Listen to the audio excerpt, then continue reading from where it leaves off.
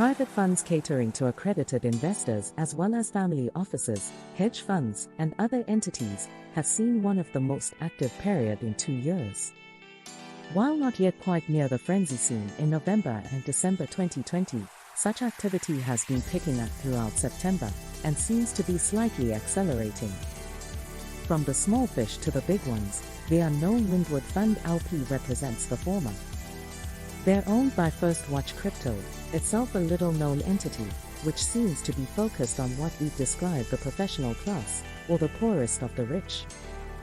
47 individuals contributed towards raising $6 million for this First Watch Crypto fund, according to Daniel Madlin, a managing member. Of a slightly different sort, Stronghold Digital Mining raised $9 million in equity and options from just 2 investors. Though this is not a direct purchase of Bitcoin, selling equity may well allow them to hold the crypto, and therefore can be an indirect purchase.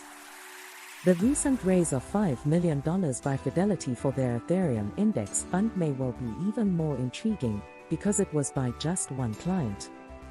Does that show low demand, or one smart man/woman, or a rush by Fidelity to get people to talk about it, is anyone's guess.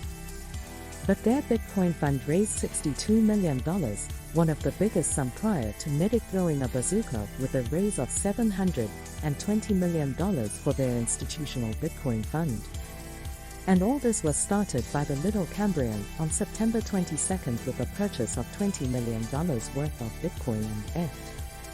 In combination, this is the first time in many months that $100 million is bought by this class of investors in a week, and the first time in 2 years that they bought close to $1 billion in 2 weeks.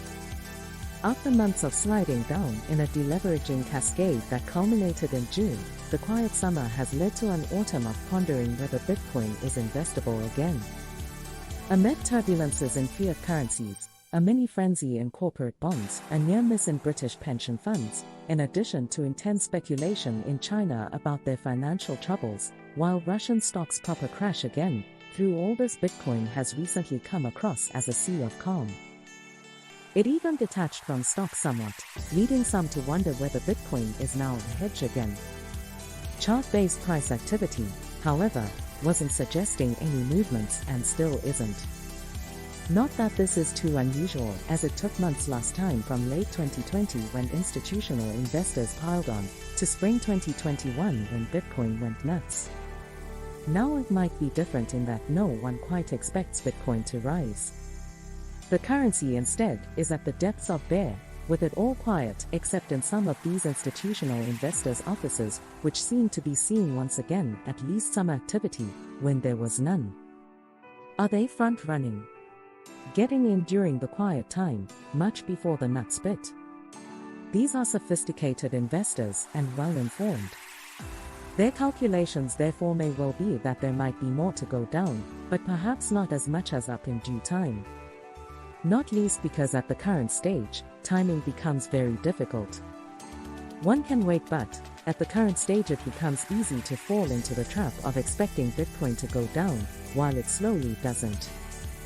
Veterans of course may wonder whether June did or did not front-run the calamity stage of trees burning and devastation everywhere in the crypto land that tends to happen around now-ish.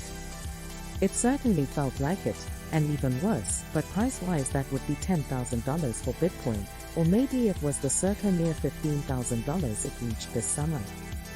No one knows, but what can be known is that if the answer to that June front-running question is yes, then it won't be known until these levels have long gone.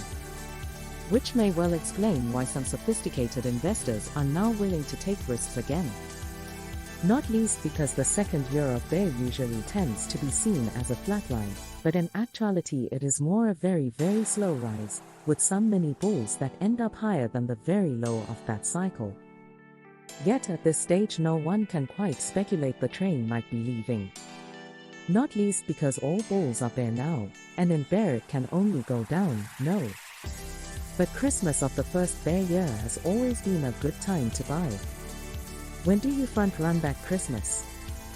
It might not repeat, of course, no one knows, but the risk-reward calculation at this point may have reached the stage where we can tentatively say Bitcoin was dead Long live Bitcoin.